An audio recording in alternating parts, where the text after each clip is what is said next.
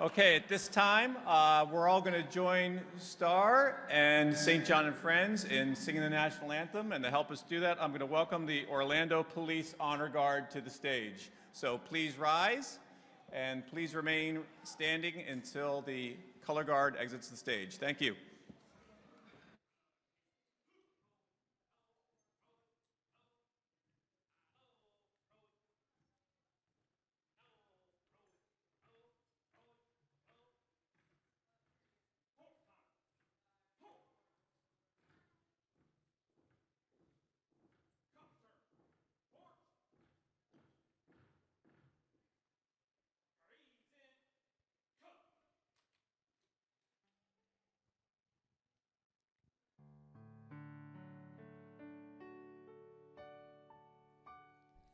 Oh, say, can you see by the dawn's early light what so proudly we hailed by the twilight's last gleaming, whose broad stripes and bright stars through the perilous fight, o'er the ramparts we watched were so gallantly streaming, and the rockets red glare, the bombs bursting in air,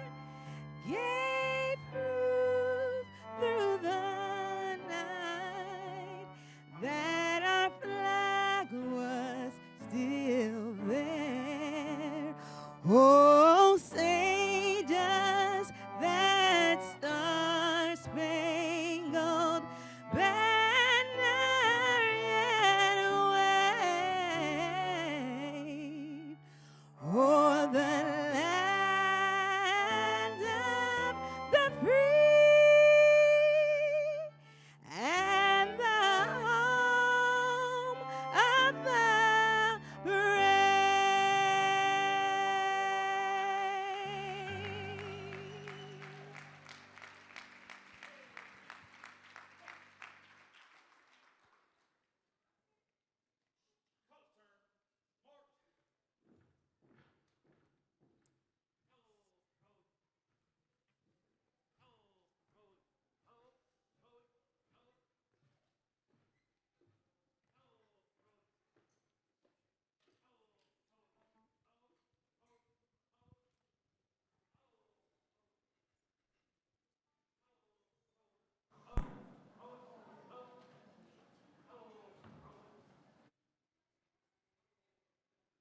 All right, how about another big hand for Star and St. John and Friends, doing the national anthem with live accompaniment for the first time here throughout the conference. You can all be seated now. Thank you so much. All right, well, if you don't know, my name is Jeremy. I am the Vice President of the Family Cafe. I'm glad there are at least a handful of people in the world who will woo when they hear my name. That I'm not related to. So first of all, happy Father's Day to all the dads out there in the audience or watching us on the live stream. And happy Father's Day to my dad. I hope he is not working, unlike me. He's retired, so it's not a problem. So there are a couple things I want to mention before we get into this morning's keynote, some more important than others. First of all, I have somebody who lost a locket with the initials JLP on it, and it has a loved one's ashes in it, so it's sort of important. If you find that anywhere, bring it up to the stage. I also have some other lost and found items up here, so I'll be showing those to everybody later when we get to the door prize section of the show. But if you're missing anything, we might have it. If you're missing something we don't have it, ask the hotel lost and found. Another thing I wanted to mention real quick is that when Mike gets into his presentation, after I'm done introducing him, it does involve some drumming and some noise making. So if you have a service animal or an individual that's kind of sensitive to that sort of stimulation, just a heads up that it might get a little bit loud in here later, but in a fun way, not in a scary way. I also want to make sure, before we go any further, that I recognize some of the awesome sponsors we had this year. They did a great job helping us at the registration desk, helping us with room monitors, bag stuffing, and really doing a lot of work to make this event possible. So they include Florida Community Care, Sunshine Health, Wells Fargo, Audubon Gardens Group, Able United, Disability Rights Florida, the Division of Vocational Rehabilitation, the Division of Blind Services, the Able Trust, and Nova Southeastern University. So thank you to all of them.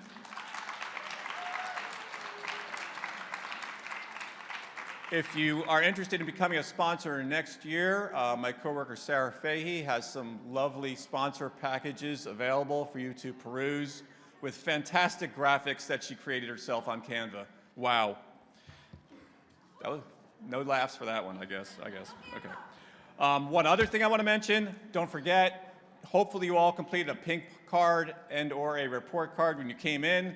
The pink card, this is your opportunity to ask a question or make a comment about the service delivery system for people with disabilities here in Florida. We collect all of these, give them to the relevant agencies, and use them to put together a question and answers book that comes out in the fall. And then, of course, you have the report card. That's to tell us what you thought about this weekend, how we did, and importantly, topics that you might like to see included next year, because we're always trying to make sure that the content is relevant to all of your needs. Another note about both of those things, in addition to filling them out on paper here today, you can also do them in the app. If you've downloaded the app, on the home screen there's a tile that says surveys. Both the pink card and the report card are available there. So if you want to go home and think about it, or you think of something later, you can get to it that way. All right, now the fun part. So it's now my great pleasure and honor to introduce our Sunday keynote, Mike Veny.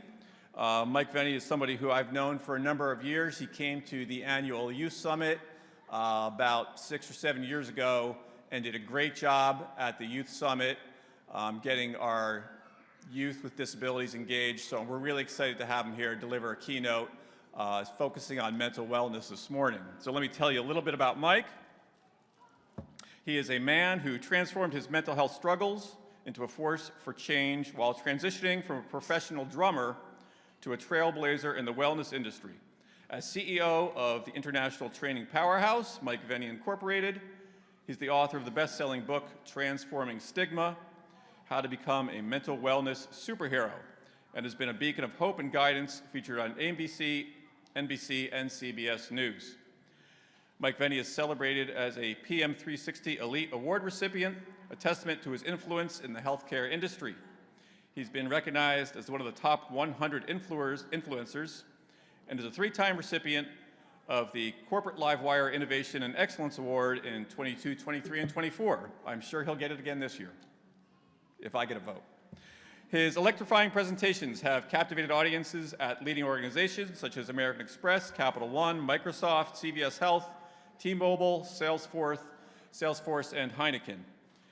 I could use one of those. In his spare time, Mike pursues a robust weightlifting regimen, meditates for 20 minutes twice a day, and savors the simple pleasures of a medium-rare bone-in ribeye steak. He lives in the vibrant city of New York, big ups NYC, and has a unique passion for buying luggage and watching YouTube videos on the art of packing a suitcase. That's a skill you could probably all use today, right? His meticulously crafted packing checklist is one of his most cherished possessions. Everybody, please join me in welcoming Mike Veny.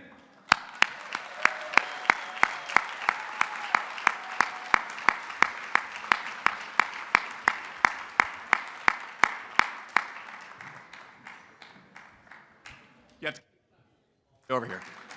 Oh, go slower, go slower. See how long you can make him clap. There you go.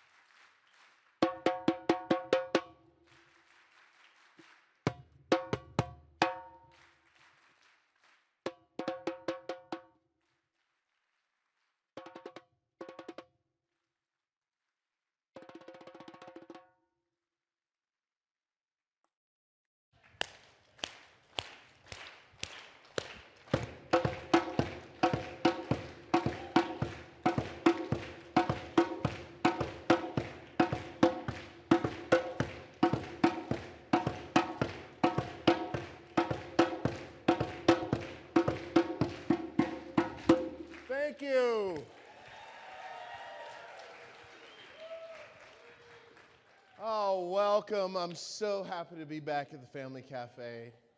Thank you all for being here this morning. My name is Mike Veny, and I'm going to be talking with you about the rhythms of resilience. Something I want to tell you about this presentation. I thought about all the great work that you all do and all the different challenges that you have, and literally came up with this presentation 2 days ago. Worked on it for the past 2 days, so I hope it comes out good for you.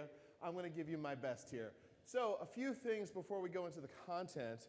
This material is informed by psychological research and it's reviewed by experts, just so you know. That being said, because we're talking about mental health, it's important that you understand that I am not a mental health professional. So sometimes with these topics you might feel triggered. And if you feel triggered, I encourage you to talk to a mental health professional or dial 988 if you're in crisis. That being said, I want to talk about that word triggered because we use it a lot. We say, oh, this was very triggering.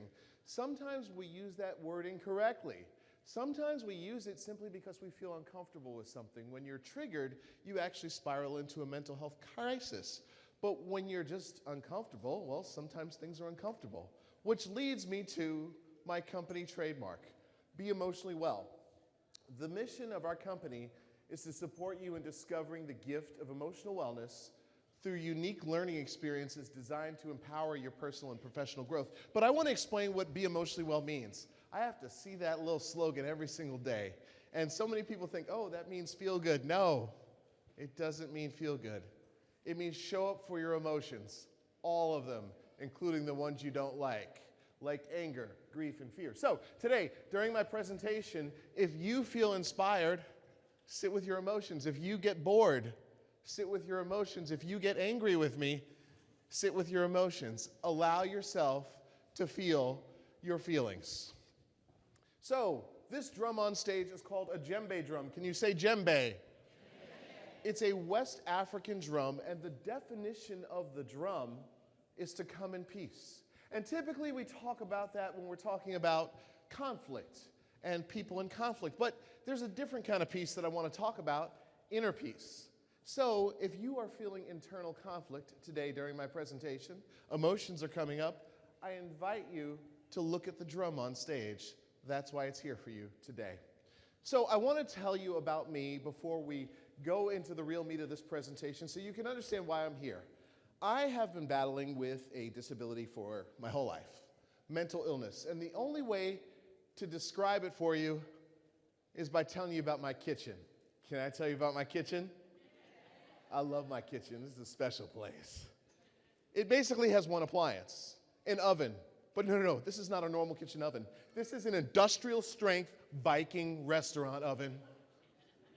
It's got 4 burners.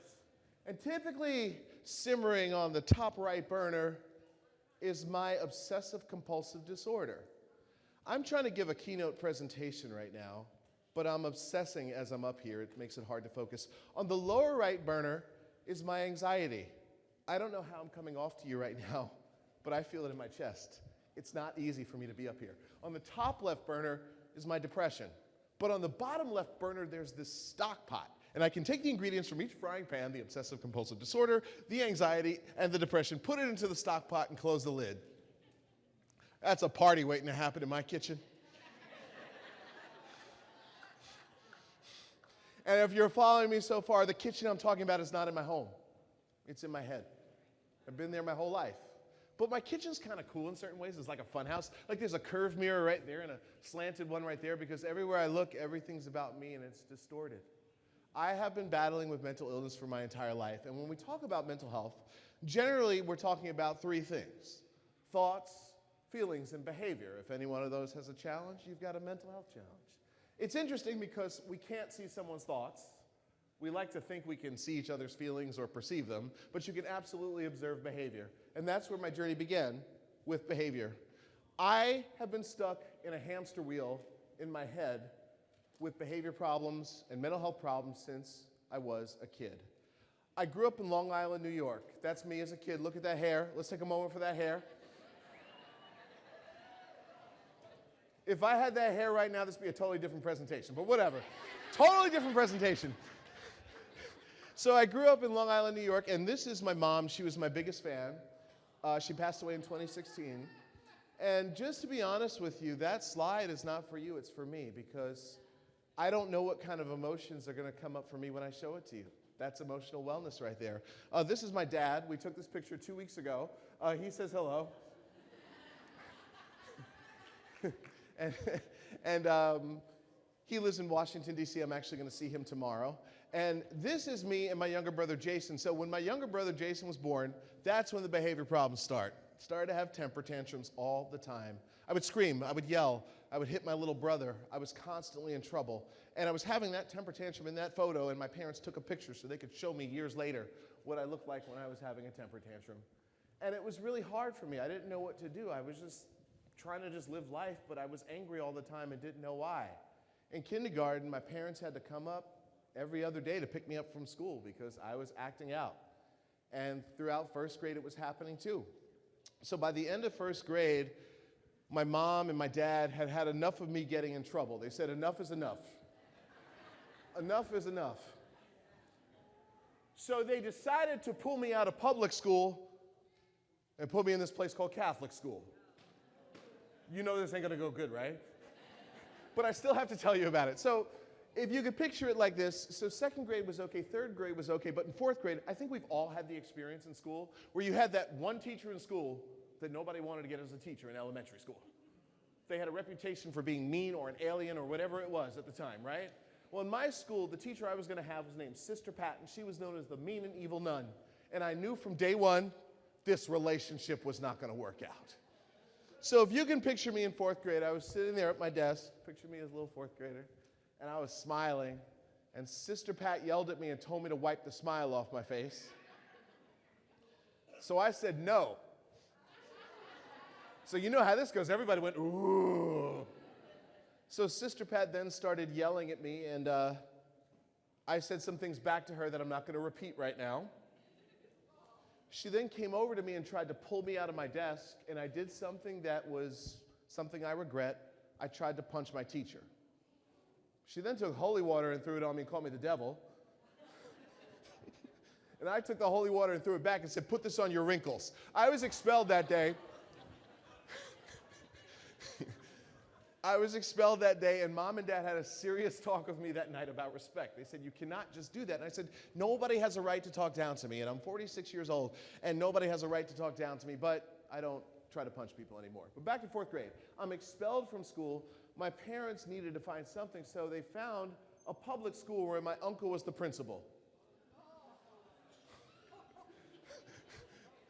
I mean, he eventually became a superintendent, so it worked out, but long story short, after 3 weeks and several fights and a desk mysteriously flying out of my hands in the direction of my teacher, I was expelled from that school. So this is 2 expulsions in fourth grade. This is not looking good. But the rest of fourth grade was the best school year ever. I got to stay home every day. This tutor would come to the house. This woman was so scared of me, she didn't make eye contact with me.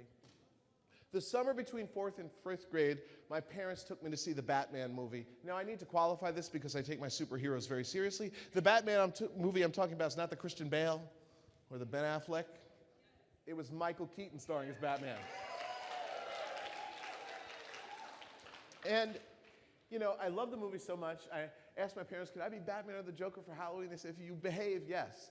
I don't know if it was that movie or something else, but I came home that day and got angry at a level that I never had before. We all get angry sometimes. We all lose it. But I went into what we call a rage. I was punching and destroying things in my parents' home. I was angry, and I did not know why. And the next thing I know, after hours of this, I was put in a mental hospital. And that's a scary place to be, especially when you're a kid. And it didn't help that this mental hospital was right across the street from the county jail. How was I supposed to feel about myself? In fifth grade, I was put in special education. Probably had the one teacher in school I never messed with. No joke. This woman's about 5 feet tall. I saw her a few years ago. She still scares me, and I keep my distance, okay? Keep my distance. But I found a way to annoy her. I would tap on my desk and play drum beats. Loved tapping on my desk. And eventually, they let me go into the drum class. I gotta be honest with you, holding drumsticks for the first time was the greatest feeling in the world. Even this morning, when I woke up in my hotel room, one of the first things I did was grab my drumsticks because it feels so good. But when I wasn't in the drum class, which was most of the time, I started to experience this intense sadness that I would later learn is called depression. And I was constantly sad, and I didn't know why. Oftentimes when we struggle with mental health, we simply want a solution. We just want a solution. I've got anxiety. I just want to stop the panic attacks, whatever it is. So I had a solution, and it's one that I deeply regret. Trigger warning. I'm going to talk about something very sensitive, but I have to be honest with you. At age 10, I had had enough with my depression, and all I'm going to say is this. I came home from school, and I went into the medicine cabinet and found my entire bottle of mental health medication, and all I'm going to say is you can figure out the rest of the story from there. And I ended up almost dying by suicide at age 10. My mom found me on the floor and rushed me to the hospital and saved my life. And I'm really grateful that she did that. But I want to be honest with you, I was angry at her. And then, eventually, things just continued with me. I felt like I was stuck in this hamster wheel because nothing was getting better. In 7th grade, I'm a lot bigger and I'm a lot stronger. I'm going into rages more at home. But I want to be really honest with you because I believe in transparency. When you're in 7th grade and you're going into a rage at home, that's not a rage anymore. It's called violence. And I'm ashamed to admit it, but it's the truth about what happened. And I didn't know what to do, and sometimes I was also doing this thing called self-harm. Self-harm's an interesting term, by the way, because a lot of people think of one thing, but anything you do that harms you is self-harm. Social media can be self-harm, hanging out with the wrong group of people. There are 3 reasons why people self-harm. 1, they do it to take away the pain. That's what I did. The second reason can actually become an addiction. I get to travel this country every month, and I want to give you all a hack. If you're traveling the country and you want to learn everything you want to know about a new place in less than 2 minutes, go to Walmart. Late at night, you see some stuff, right? Woo-hoo. So I gotta go to Walmart, you know, because I gotta get my little toiletries, my little razors and stuff. And sometimes I'm in the shaving section and I linger a little too long because self-harm became an addiction for me, so I have to quickly get myself out of there. The third reason people self-harm is they think it's cool. Either way, if you are thinking of it or you're doing it, I encourage you to talk to a mental health professional and promise you, as you're gonna see momentarily, there are other ways to deal with pain. So things were just getting worse and worse, and by the time I had finished 10th grade, I had been expelled from 3 schools, hospitalized in a mental hospital 3 times, several suicide attempts, lots of self-harm, violent at home, and on about 5 different mental health medications. My parents did not know what to do with me. The summer between 10th and 11th grade changed my life. That summer, after one final police incident, my mom approached me with a question. Now, I know we have a lot of moms in the room. I want to give you my opinion on moms. Can I give you my opinion on moms? This is just my opinion. In my opinion, moms are the hardest working people on the planet.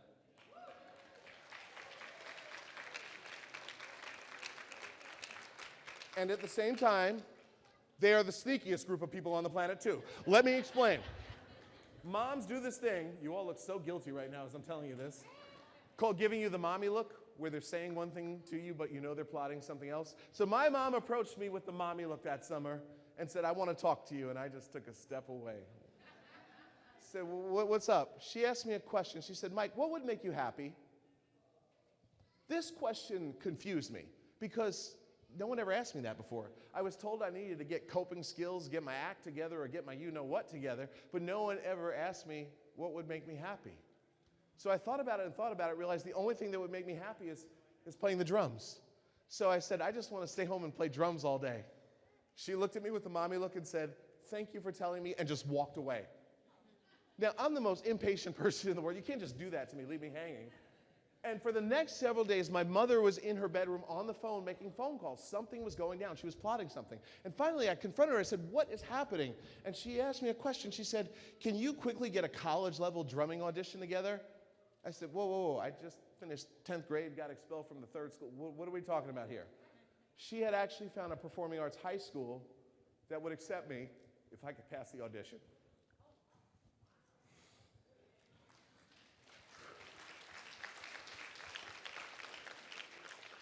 And I'll never forget, I spent about 2 weeks playing drums for about 6 hours a day, and I auditioned to get into the school, and I'm proud to say I got accepted into the Long Island High School for the Arts.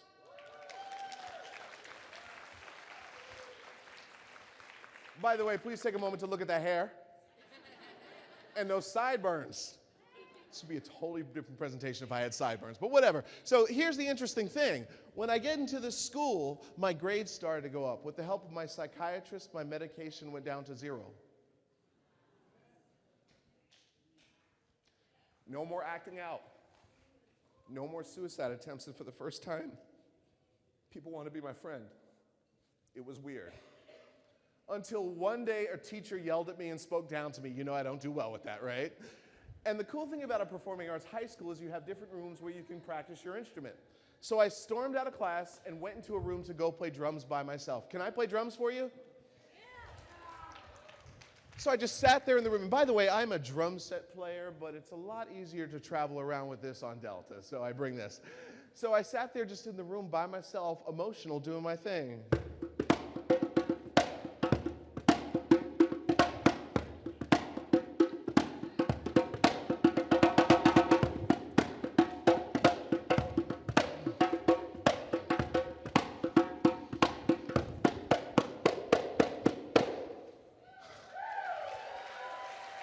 Thank you.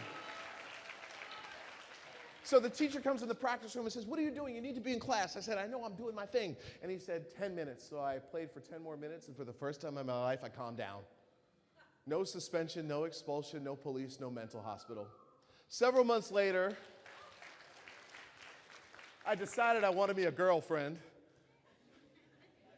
And most of the girls, I mean, they thought I was cool, but they kind of kept their distance. And the one girl that I liked, she just wasn't having it. And I didn't know what to do with my emotions. So I stormed out of class and went into the room to go play drums by myself. I just sat there doing my thing.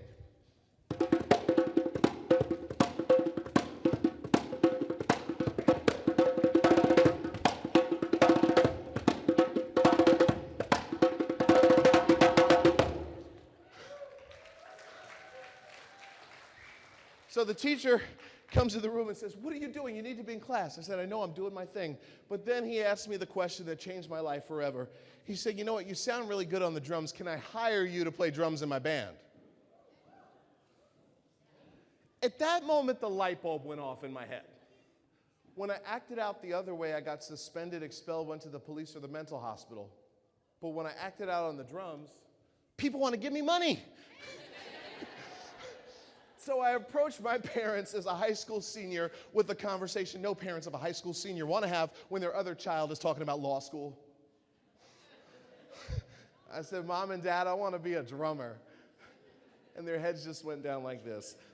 I think they were just like, you know what, he's stable, let's just go with this for now. But what was really interesting, my freshman year of college, usually in freshman year of college, end of first semester, everyone goes out and celebrates and has fun. All my friends were asking me, after exams, you're going to come out, right? And I said, no. I couldn't hang out with my friends after I finished the first semester because starting at age 18, I was being flown around the country being paid thousands of dollars to play drums. The career worked, and I became a professional drummer in New York City, got to be on several Broadway show albums, Discovery Channel commercials, Nickelodeon band, and I'm still a drummer to this day. I do drumming, and I do a lot of drumming in the workplace, which I'm going to talk with you about a bit, but I wanted to let you know that drumming wasn't only my job, it was also my self-care tool, my medication for my mental health. And it didn't just give me rhythm, it gave me resilience. And that's what we're here to talk about today. Oxford Languages defines resilience as the capacity to withstand or recover quickly from difficulties. It's about bouncing back. Our company has a course on resilience, and one way to explain it like this. If you throw a water balloon against a wall, it will break and splatter all over the place. But if you throw a bouncy ball against the wall, it will bounce back to you. In fact, if you throw it with enough leverage, it'll come back even further. That's resilience right there that we want to experience. So it's important to keep that in mind. Why does this matter right now? Why does this matter to you? It matters because of this. As you're sitting here in the audience watching me right now, there's a lot of chaos on the news and a lot of chaos in the world. There's a lot going on, and it feels like we're in a pressure cooker constantly. We're constantly in a pressure cooker, and what this is doing, it's affecting our central nervous system, which is our brain, our nerves, and our spinal cord. So it's important that you have tools that you can use to deal with this world that I'm going to let you out into after I'm done with this presentation. So I want to give you 3 simple rhythms to build resilience. And I encourage you to really listen to these and use them for yourself. The first one is regulating your rhythm through self-care. Self-care is a term we have all heard about way too many times. We all know what self-care is. I don't need to explain it. However, here's what people think it is. If you go on the Instagram right now and type in self-care, this is what people think self-care is.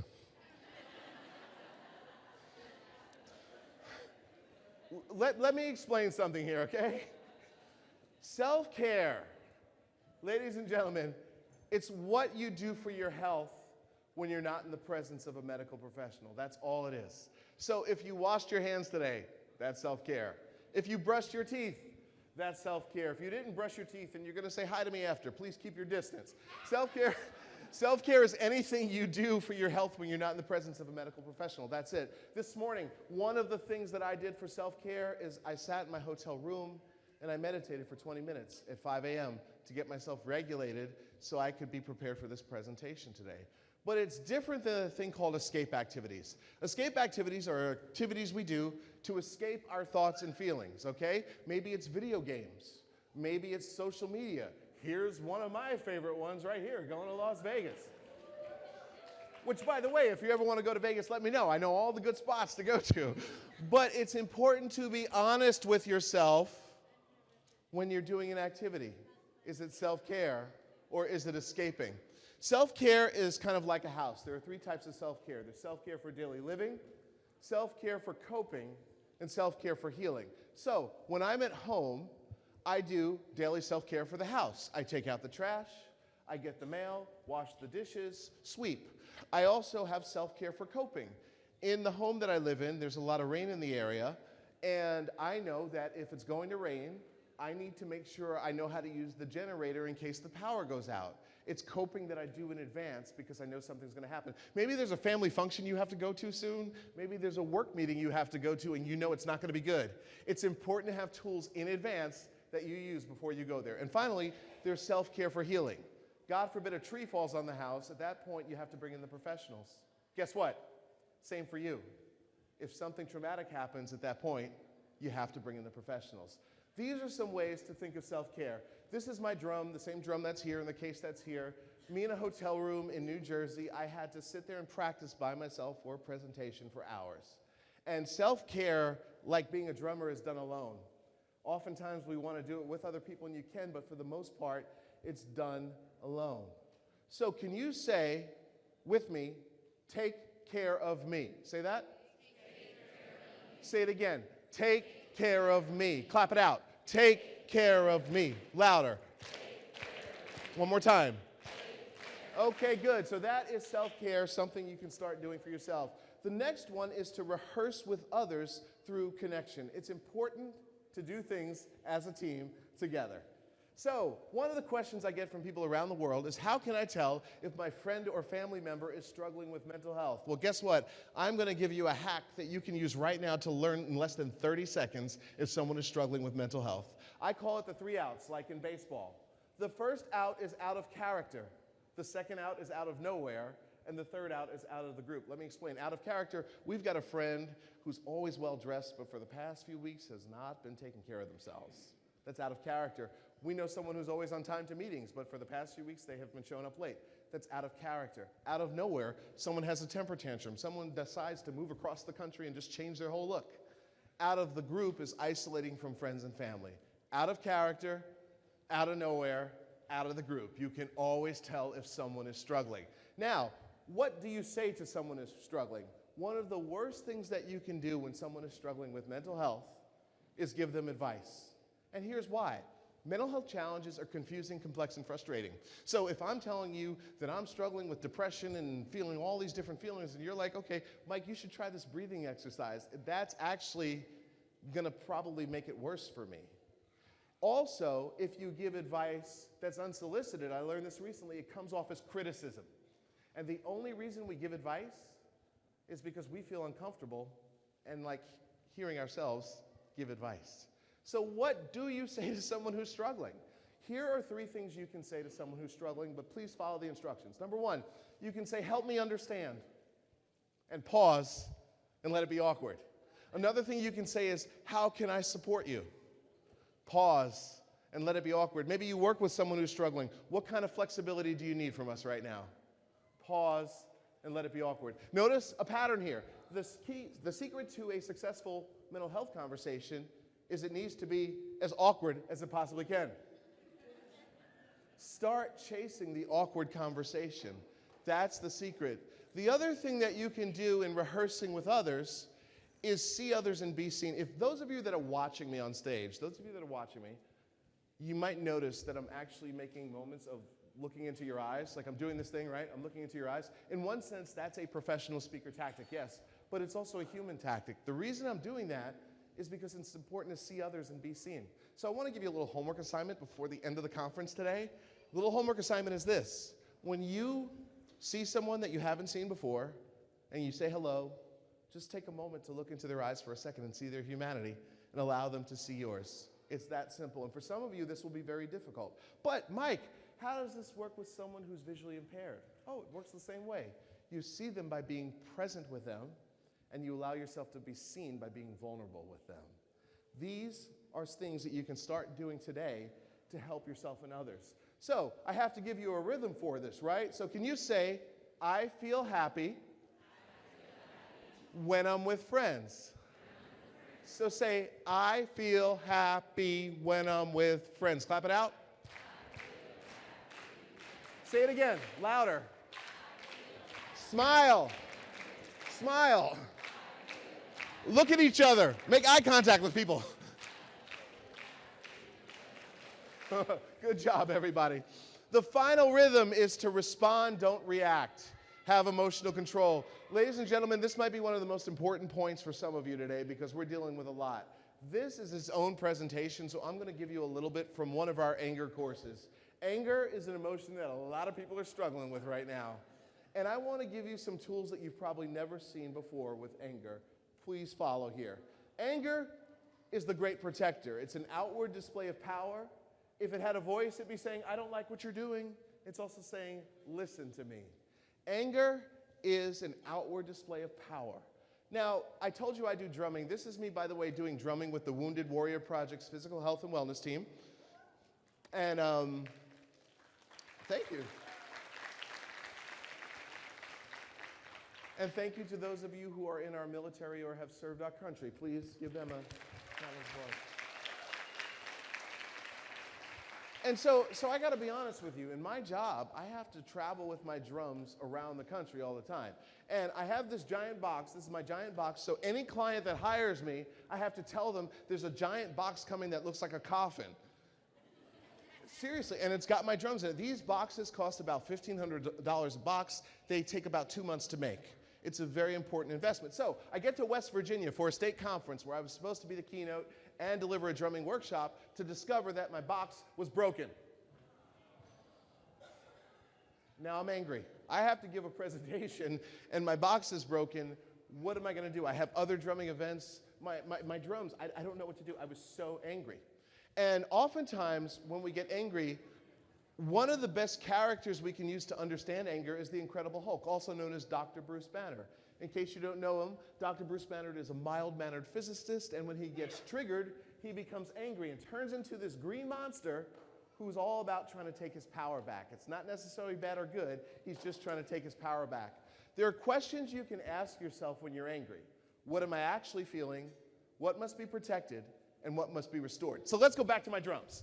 So the drum box is broken. I asked myself the question, what am I actually feeling? And the truth was, I was scared. I was scared that I wouldn't have my drums for other events and it would cause lots of problems. What must be protected? My drums and my business. What must be restored? My trust in the shipping process for my drums. Asking myself those three questions helped calm me down and get to the root of the anger. Here's how you can transform anger into power. Pillow punching. Notice I said pillow punching, not a person, okay? Also, foot stomping. For those of you that have a meeting at work with someone that's going to make you really angry, and you're already getting angry, if you go outside and just do this, you start to feel more powerful. And anything healthy you can do to take your power back. That's how you transform anger. Here are some of the benefits of anger when you use it for the greater good. It becomes honor, conviction, healthy boundaries, protection, healthy detachment, decisiveness, passion, and leadership. It's important that you learn to use anger and other difficult emotions for the greater good. Notice I didn't say with anger, hostility, and violence. Those are a no-no. But using it for change is so important right now. So keep that in mind. So when it comes to anger, you have to try your best. So can you say, I will try my best? And it's not just with anger. You got to try your best at life. So say, I will try my best at everything I do. Say it. Again, like you mean it. More confident. Come on, people. Clap it out. One more time. Clap it out. Okay, good. Thank you. So I wanted to say that you got this. You got this. I know that life's been difficult for all of us, but you got this. Just a reminder for what we covered today. You regulate your rhythm through self-care, rehearse with others through connection, and learn to respond, not react. Those are the rhythms of resilience right there. So I want to remind you, stay to the end because I have a big surprise for you if you stay to the end. But I want to ask you a question now. What's one thing that you learned in this presentation right now that you will do when life gets hard? Can you actually just quickly turn to the person next to you and tell them what that is?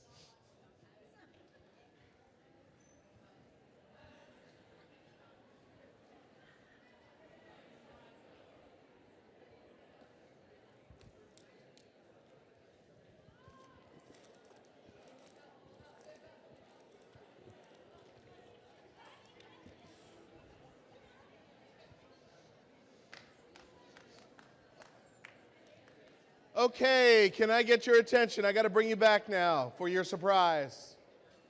Are you ready for your surprise? So, in case you haven't been out the house, we live in a very divided world. Do you agree with that? Well, for the next few minutes, ladies and gentlemen, we're going to actually experience unity at a level that you probably never have before. And so I hope you take this moment and think about it as you go out into the world. I gave you 3 rhythms today.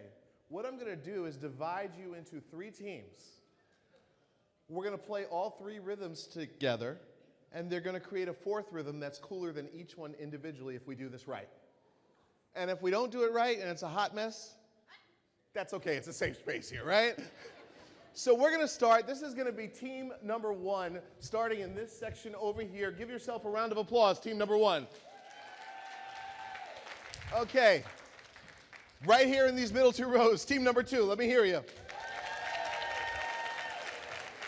Team number 3, what do you got over there for me?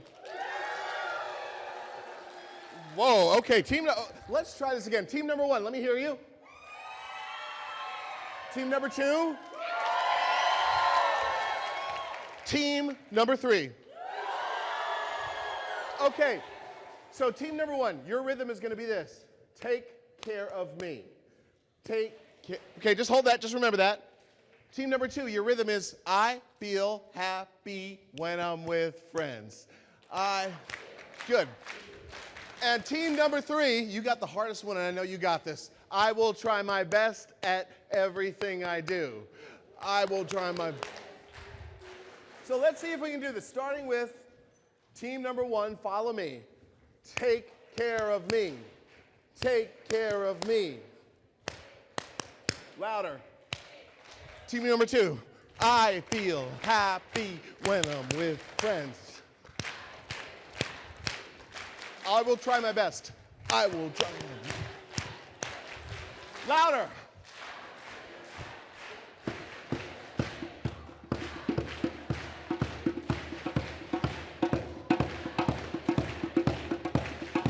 One more time. Thank you, everybody.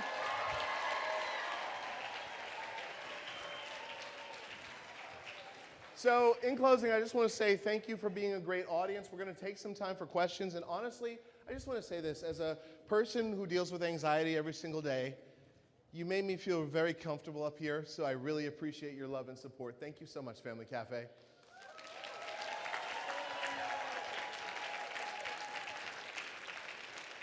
So there is my contact information right there. that you can take. You can sign up to be on my email newsletter, shoot me an email if you want to say hello, find me on social media, whatever. And who is going to be the courageous person that has the first question? We got the courageous person right there. There we go. Lori's got a microphone. We got a microphone coming to you. We're making Lori walk even more. Oh, she's making someone else walk now, too. Jeannie, you could come over, maybe spread out a little bit. There you go. Hey, my name is Mike also, so thank you so much. And I have anger issues with my life, and I have issues with my parents and landlords and all that. So thank you so much for the tools to help me out, and I hope to meet you later on. Okay, thank you, Mike. I appreciate that. We have other questions over here. Where's my microphone? We're going to get you a microphone. I hope to get a drum soon. Oh. I hear you. Say that again? I hope to get a drum sometime. You hope to get a drum sometime. Okay. I love that. We have some questions over here. I think right there. Or Lori, go ahead. Oh, yes. Hi. Hi, thank you for your talk. I just want to know, like, what is the best tool that you talk about when you're dealing with other people fighting and you're kind of in the middle of it? Oh, what's a tool for dealing with other people fighting and you're in the middle of it? Oh my, okay, I wish I had the answer for that one. I will say this, when it comes to other people, one lesson that I'm learning is called boundaries. Learning that you have to say no to certain people and certain things. Even if you love them, you might have to say, I'm gonna love you from far away. I'm gonna see my dad and my brother on Monday, but they're only gonna get an hour and a half of my time because that's all that I can do with them, because there's a limit on it. But it's learning how to say no to people, which takes practice. And if you shoot me an email, I have some resources for you that can help you with that. And thank you for asking such a good question. Thank you. We got more people over here. Over here. On your left. This side, left side. On your left. Over here. Oh, hi. Look, I got a big thing just. Okay, so you love to play drums. So my question is, do you love to dance? And if so, can you show us your favorite dance right now?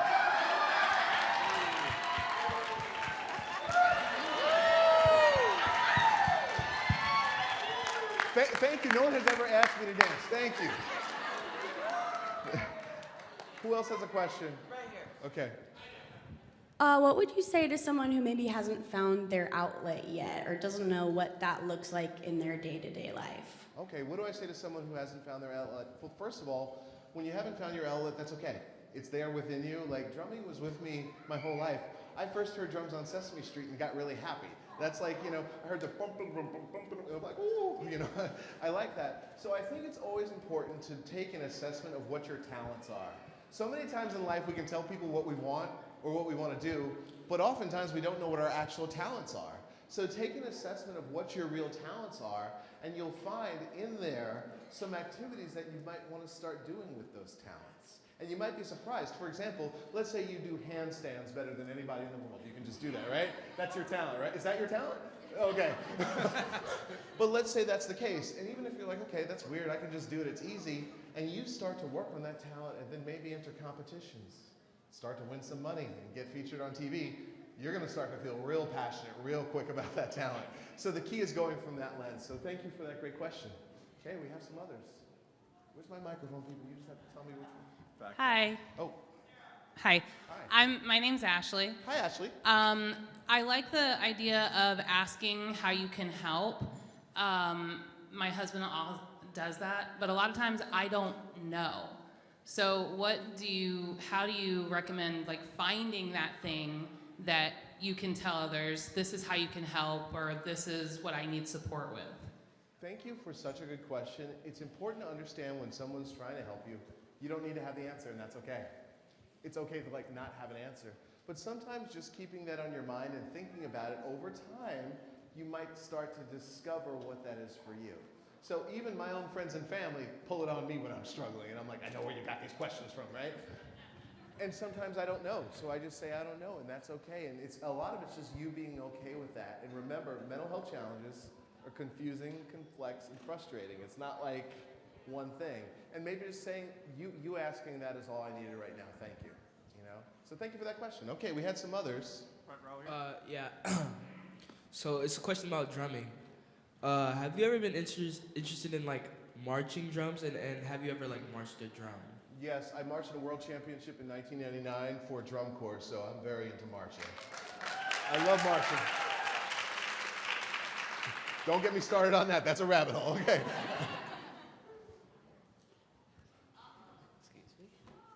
Who's got a microphone? Hi, my name is Crystal Sims from Center for Independence Group. And Mike, I love when you play that drum. That fills my heart. Because I'm saying thank you for coming out for your out of your time. I really do appreciate it. And thank you for being Veny Cafe. And I love to be your drummer. Oh, thank you. All right. Back center. Hello. All right. I got something for you to ponder. What do you do when your life is 3,000 miles an hour all the time, even when you're sleeping? I have very severe ADHD.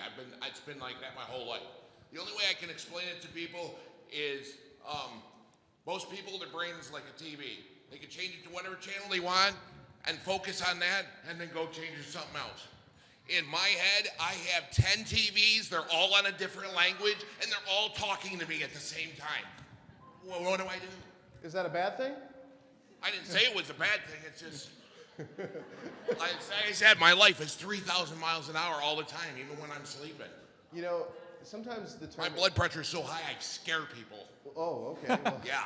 That could be a health issue right there. Yeah, like 260 over 150, like all the time, scare people. Well, can I tell you, I'm going to give you two answers to this. Number one, be yourself. And you know what? That ADHD has gifts in there that can help other people, so remember that, okay? There I are got people- something to show you a little There later. are people that hire people like you for certain things because we need you, okay? So that's an important thing. The other thing is this. A lot of us are moving at a very fast pace, and I'm from New York City, so I can totally talk to this. Here's something that I had to learn, that in order to get your central nervous system regulated, you have to learn, even for just 30 seconds, how to calm it. And oftentimes that means being still. And for just me, pausing. that's... But here's the thing. You take practice and start doing it in small ways. You say, okay, 10 seconds. Mike just said 10 seconds, I'm going to sit still. You'd be surprised, after about a week, it might turn into 5 minutes. Well, it's like that in my OCD, too. Like, I have to check my door 7 times before I leave the house. It's like it takes me 30 minutes just to go somewhere. Oh, yeah. I have OCD. I have checklist software. I totally get you, man. Yeah. Totally get you. Thank you for that question. Thank you. Hello, my name is Hayden, and I just have a quick question for you. I just want to know what made you fall in love with drumming. What made me fall in love with drumming was Yes. Sesame Street. They just sounded really good, you know? What made you fall in love with music in general? Oh my gosh. I mean, I think from the moment I was a kid, I think it was Michael Jackson actually was probably the Thriller album. Somebody gave me that as a birthday gift when I was like 2, and I just fell in love ever since. So thank you for that question. Mike, I have 2 questions real quick. Your mom, okay, here you have a son that's, and you might not be able to, you have a son that's been expelled out of schools. My son got expelled out of school. How do you just approach a performing art and say he's behind in school, he's gotten kicked out, but he plays the drums really well? And, you know, how did she do that? What did that even look like? And what's your game of choice in Vegas? I just want to know. So in terms of that, unfortunately, my mom's not around anymore, so I can't ask her that, and I still don't know exactly what she said. But I know that she really tried to present my positive traits and probably gave some kind of promise, like, I'll make sure he promises to behave if he does this. So sometimes that's the way you have to convince someone, you know? It's almost like sales skills, I guess, right? And in terms of Vegas, I don't really gamble, but I like steak, so I go to the different steakhouses. Hello, my name is Michael Lincoln McCrade. I am the president of Magical Self-Advocacy right here in Orlando. First of all, welcome to our beautiful city, the beautiful, here in Orlando. I was the first person in Florida to get supported decision-making recognized in the entire state of Florida. Wow. And speakers like you have motivated me to be so powerful, to be the best that I can be. What advice would you give a self-advocate that is wanting to be a motivational speaker to be so successful like you are today? Oh, wow. I just got to tell you, just pause this for a moment. Michael, thank you for this question. This group is like the best questions I've ever had in an event. This is good. So first of all, Michael, I want to say thank you for all that you've done as an advocate. I think it's important that we clap for you. Because it's big stuff. The word advocacy is an interesting word, though, because it means different things to different people. So it's important whenever you engage on this journey, you define what that means. You might have a family member that you're advocating for, right? You might be trying to change a law, and you might be just simply trying to advocate for yourself for certain things in life. So the question is, how do you become a motivational speaker or do that? The first thing is realize one thing all types of advocacy have in common is communication skills. And we all think as humans we have great communication, right? We all do. So one of the things you have to do is learn about your communication. So right now, I have a camera going, I'm recording this presentation. The reason I'm recording it is so I can get on the plane tomorrow and go, oh, okay, maybe I shouldn't have said that, or that sounded good, do that again. It's important to actually get feedback, is what I'm saying. Another thing that you can go to is a thing called Toastmasters, which I know they have here in Orlando, to practice speaking. And it's something, Michael, that I do all the time to work on my speaking skills. So the important thing is, whether it's being a speaker or someone else, learning to practice communication skills will make you a better advocate. So thank you for that question, Michael. Where am I looking? Hi there, my name's Michelle. Hi, Michelle. In your presentation, one of the parts you said there's 3 questions that you asked to help, I think, understand. Like one of them was like, help me understand. I liked how you phrased those questions, if you remember those. Sure, I hope I remember them. Help me understand. How can I support you? What kind of flexibility do you need from me right now? Those 3 questions can be really helpful, and you just need to say it and shh. Don't say anything else after that. Let it be an awkward silence and allow the person to respond however they choose. Thank you. I just see lots of hands. Oh, hi. Hi. I work in a school where we do work some with students who have mental health and need help. And I have the room that has a trampoline in it, and I know now I'm going to get a drum. I have other sensory things where we can bring the students apart and set aside and give them time to think. I also work with teachers, getting them to understand. You don't say, wipe that smile off your face, or something like that. But what is something, I know the language, I took pictures. What is something you feel like would have, almost immediately calmed you down before you knew you liked drums? Is there anything you can reflect on when you were younger that could have been an easier answer for a teacher at that time? Yes, thank you for this question. So back to special education, 5th grade. Before I started to really get into drums, there was one time I was about to throw my desk at the teacher. I'll never forget this. I was literally right here with the desk. She came up to my face, made eye contact with me, and started crying, and said, Michael, I'm disappointed in you. At that point, she was looking in my eyes, seeing my humanity. I put that desk down real fast and calmed down. So one of the reasons I taught you about the importance of seeing others and being seen is that's actually one of the best things you can do when someone is struggling, is just see them and be present with them. So thank you.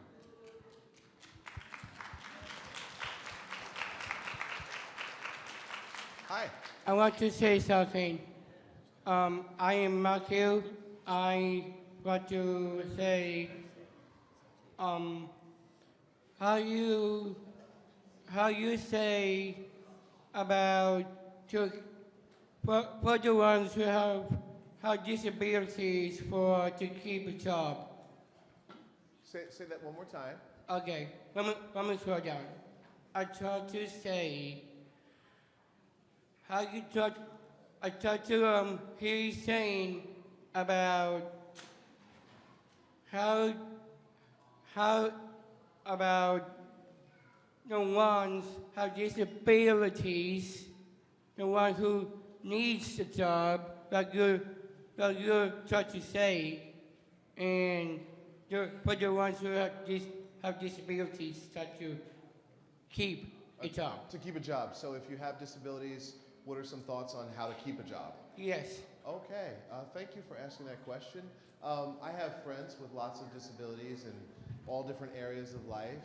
And one of the most important things that I've learned that they all have in common is actually being patient with themselves. Because sometimes when you have a disability and you know you do and you're on the job, you want to do your best, sometimes that can actually be overwhelming for you and make you start making mistakes and stuff. So it's important to go in with a calm mind and just be okay with you making mistakes and realize that certain things you're going to have to communicate and get better at over time. But the biggest thing is being patient with yourself in the process. Thank you for such a good question. Gosh, I love it. How you doing? Okay. My name is Jose. I'm not sure if you're a father or not, but as a father, sometimes it's hard for me to get my point across when they don't listen the first or second time, and then that third time I become that Hulk, and I don't want my kids to fear me. I want them to listen and do as I say. I'll give you an example. Several years ago, what was thought to be a gunshot, it was actually breaking a window at the mall, and it was panic everywhere. And I'm here trying to grab my daughter and run, and she's fighting me. And I turn into a Hulk, and we literally rush into another thing like that. So when it comes to safety, when it comes to trying to help them be more, per se, street smart or see the things that's hidden, how can we go about getting that point across the first time without getting angry? Woo. Well, thank you and happy Father's Day. I am not a father. I'm a dog father. I have a dog. His name is Pippin, actually. There he is right there. That's my dog. In terms of being able to try to help someone when you're getting emotional about it, it's really important to practice yourself going into situations calm. This takes practice, but also, if you're not seeing a therapist, starting to do that. That's going to be really helpful. You explore what's going on, and also you serve as a great model for your kids because you're going to therapy. One thing I wish my mom would have done is gone to therapy. She would always be like, no, he's the one that needs the help. I don't need help. But we all need therapy so we can look at ourselves and improve ourselves. And that's a great way to really help you get some insight into what might be making you angry. And the cool thing is you can share that with your kids. Here's what I learned about myself. That might be the lesson in and of itself sometimes. So thank you for being a great dad. I appreciate it.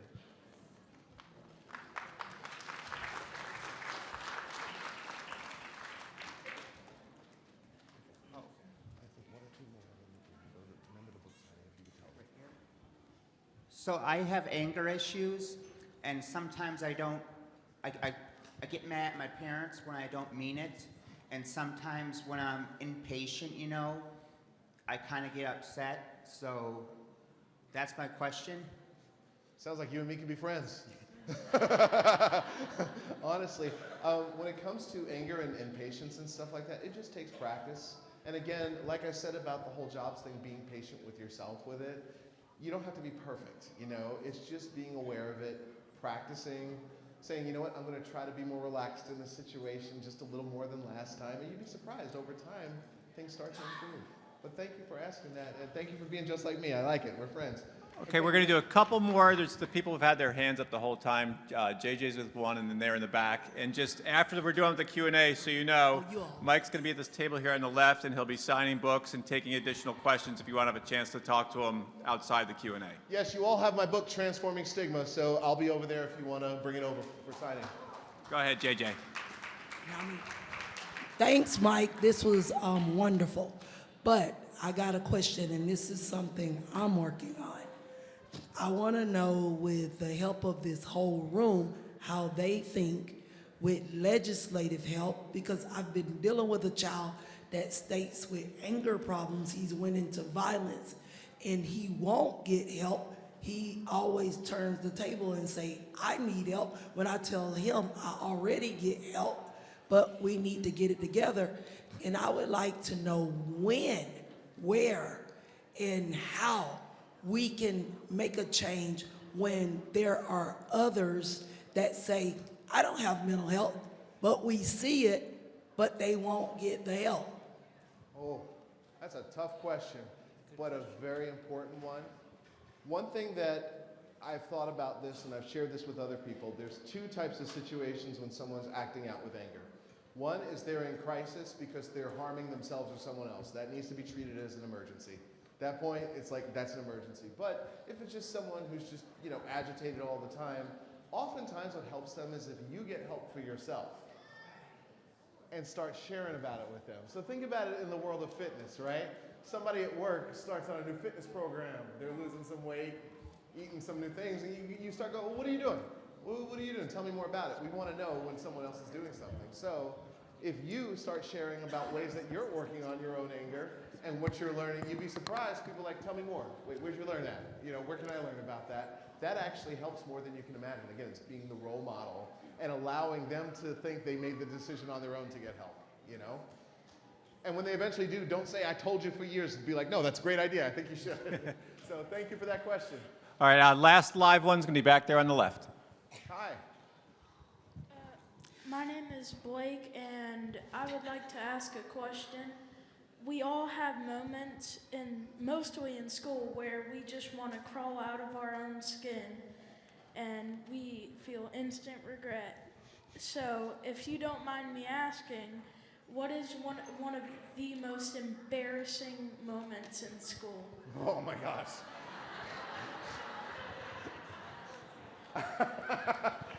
I like that being the last one. Oh boy. I love this group. To be honest with you, I think so many things were embarrassing. I don't really have one that tops it off, but I think actually more as an adult, I think about times where I was embarrassed because I acted out in some inappropriate ways. In 2017, I was struggling with some severe mental health stuff in crisis, and I really embarrassed myself with family and said some things that were just really mean, and they don't even want to talk to me anymore. And so that really has been something that I've regretted for almost a decade now. So it happens, it's okay, and you try to move on, but be okay with yourself when it does. You're human, just remember that. Thank you for that question. Last questions over here. Hi, Mike. My name is Christina Gonzalez. I'm a licensed mental health professional who's lived with mental health issues all my life. I'm also the mother of a developmentally disabled son who has dealt with a lot of the anger and the violence. First off, I wanted to say you did an excellent job. Everything you said was 1,000% accurate. And I really appreciate the shout out to mental health professionals as well, but also daily things we can do. And on that question, I also wanted to commend you on your vulnerability, because it takes a lot to stand up there being a professional and being able to open the kimono and say, hey, this is all I've got going on. But I wanted to know, what are your daily practices, especially when you're traveling? I can imagine it's gotta be difficult to manage day-to-day stuff, the pressure of your business, and then even hotels and all of that. What do you do every day, and what can we learn from you? Oh, wow. Great question, and thank you for the work you're doing. To answer this question, what can you do daily? Get ready for this. This is big. Have a checklist. One of the lessons that I had to learn was that you can't remember all the details of the advocacy stuff and medications and all that. You have to have a checklist. So when I travel, when I came on this trip, I had a checklist of steps to take. One of the first things I did was find Lori and Sarah to let them know I was there. That was a checklist item that I would have forgotten to do if I didn't know that. So it's important, when I was speaking, I had to warm up and do a few things mentally to calm my anxiety. That's on the checklist. So the key is to prevent overwhelm. Stop trying to memorize it all yourself.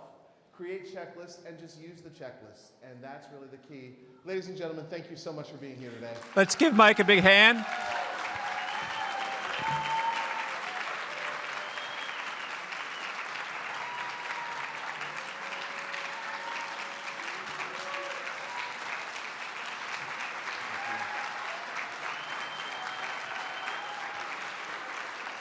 Flowers for I got you. flowers. Thank you. Congratulations.